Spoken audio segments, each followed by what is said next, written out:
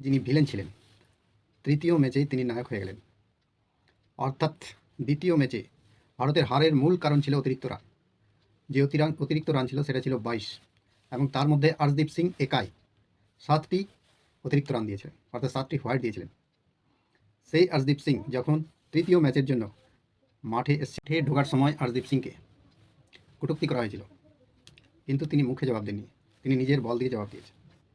Singh match জেতানোর পর তিনি বললেন যে সবার জন্যই খারাপ দিন চাই, আমারও আগের ম্যাচটা খারাপ গেছে, এটা আমি মানছি অবশ্যই, কিন্তু আজকে আমি বলটা জায়গায় রাখতে চেয়েছিলাম আর সব ঠিকঠাক হয়েছে, আমি ঠিক জায়গায় বলটা রাখতে পেরেছি। আর আজকের ম্যাচে আমি একটাও হোয়াইট দেয়নি বা অতিরিক্ত রান দেয়নি। আর প্রত্যেক বলার, বরুণ চক্রবর্তী, কুলদীপ যাদব, প্রত্যেকেই, হার্দিক পান্ডিয়া, প্রত্যেকে উইকেট পেয়েছেন এবং সাউথ আফ্রিকাকে আমরা ভালো মতো হারাতে পেরেছি এই ম্যাচে। অর্থাৎ ভারত এখন এই ম্যাচে 2-1 এগিয়ে গেল। এটা কিন্তু বলারদের জন্যই হয়েছে।